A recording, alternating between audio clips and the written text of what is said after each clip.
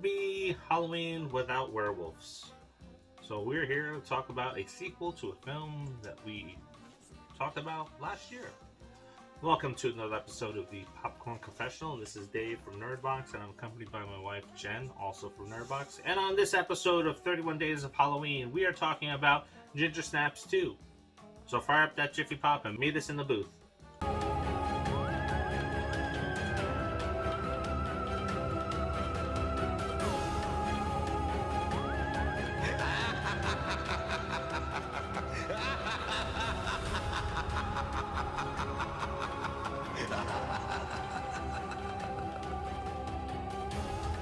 After the events of the first film, Bridget now relies on a drug to keep her lycanthropy at bay. Mistaken for an addict, she's forced into a rehab clinic for teen girls. Once there, she must go to extreme measures to guarantee her supply continues. Making the situation even more grave is the fact that another werewolf is on her trail. Ginger Snaps 2 is my favorite film of the trilogy. In fact, the first time I seen Ginger Snaps, I was kind of like Jenn when it comes to films like Malignant or Halloween Ends, where it's like, oh, that movie's garbage, it's trash, I made fun of it. And then I saw Ginger Snaps 2, and I don't know why I watched it, but it looked interesting from the cover and the read on the back of it. This film here has several twists and turns throughout the entire movie, and it features several predators of all sorts, not just a werewolf. Whether it would be a wolf seeking to find its mate, or a sexual predator taking advantage of girls inside of a clinic. Bridget struggles to figure out how she can maintain a higher level of responsibility in controlling the beast within inside of her that comes in many forms of stress and angst that you would expect a teenager to be going through. Now, Bridget is played by Emily Perkins, and it also has the return of Catherine Isabelle playing Ginger. And then we have the person that stole it all from me, which is Ghost, who is played by Tatiana Maslany, who may be best known for Sarah Manning in Orphan Black. Now, the one guy in this film, I think he was more of a predator than the werewolf itself in the movie. And that's the way I think the story really kind of hovered around, right? So we have a serious topic with a side of werewolf tossed in. Well, I think this is something that you see a lot, unfortunately, and I'm not even like exaggerating that. I think you see that a lot in these situations where you have like either girls' schools, or especially when you have like any sort of a girls' hospital, whether it be for drugs or treatment for any other, it doesn't matter what it is.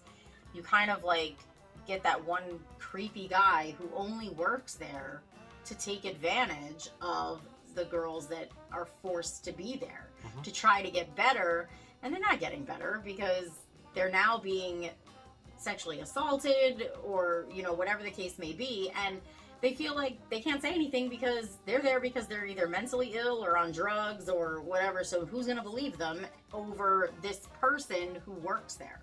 Now, Bridget's there because the medicine that she's taking so that she doesn't fully transform into a werewolf, they think is drugs.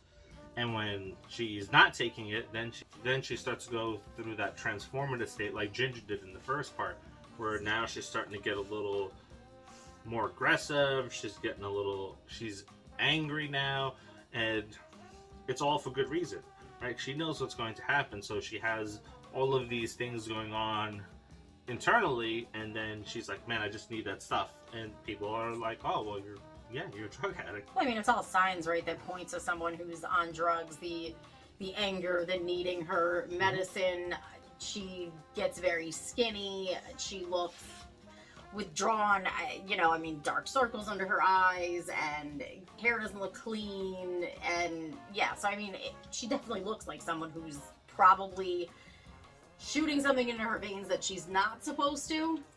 I think it's brilliant how they laid out the story, right? Because it kind of makes sense. Here, there's an antidote out there, right? Think about the Invisible Man. The Invisible Man kind of starts to go crazy because of the serum that he took. So now, if you were to take it and drop that invisible man syndrome on a teenager, not like the movie Zapped from the 80s, if you remember that with Scott Baio.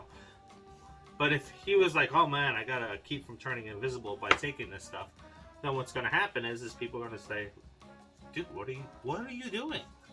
So it makes sense for her to be in a clinic to get rehabbed.